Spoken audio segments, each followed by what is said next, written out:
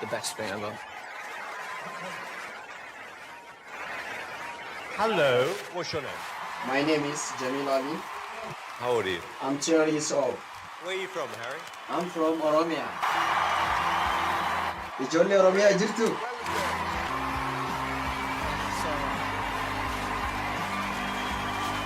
Yeah, well, I can't wait to hear it. Good luck. Thanks very much.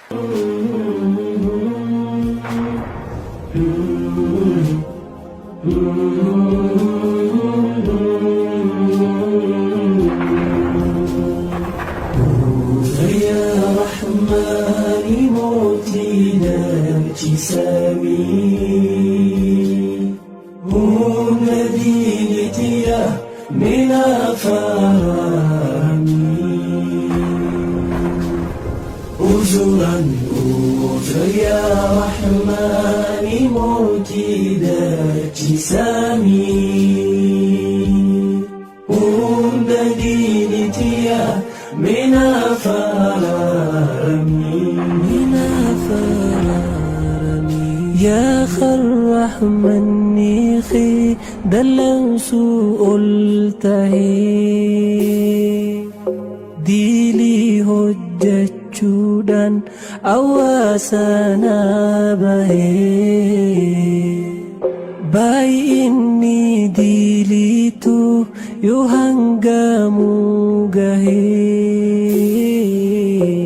نفبيسي يا ربي كما خدي بي ننسى البيسين كياما قويا كان جبا رب ديرتك خالكي والكابا أدوني سنغوبا فلدور عزبا هالا الأول ليسا الموعد أبا قويا رفتورا والفقار أباتو ناسو يساني دائمني أرويتو نفسي نفسي جان أنبياء ربيتو أكن تتجافس لبتو ديلويتو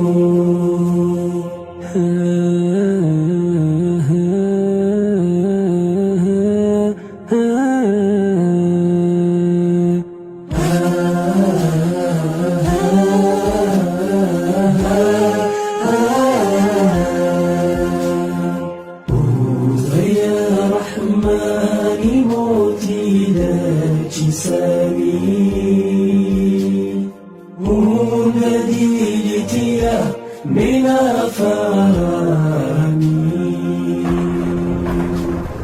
أزرا أزر يا رحمن موتي ذات جسامي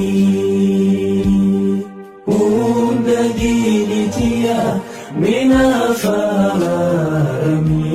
من أفهامي قلبي دلقادا ربي هندا فيري سيرة خنجامو دل دليري ريفن سرك الله كريك شجري ريفن سرك الله كريك شجري بخجالي صراط عذاب ربيتي وانتي رجتون بوره جيتتي قاري اللبس إجان akka hangga suti an syurruqi dabra an kufa khaysati Hoji to madanu mizana dabama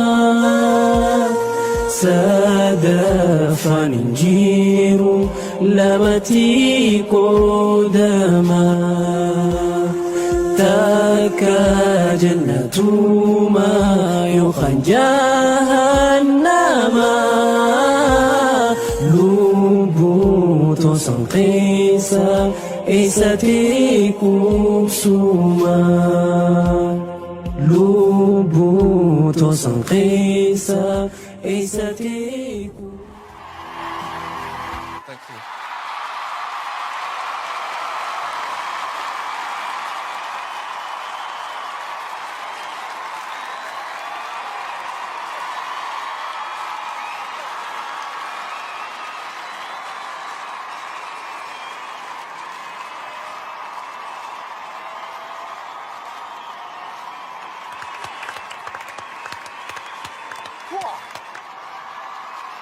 Thank you very much. It really moved me. I just wish your grandmother could see what you've done today because I'm sure she'd be so proud of you. Thank you so much. I really think it takes real courage to put your heart and soul and vulnerability into a song the way that you just did. And it was a fantastic audition. Writing a song about something that means so much to you, you did it with such emotion and passion. It was just beautiful. Thank you so much.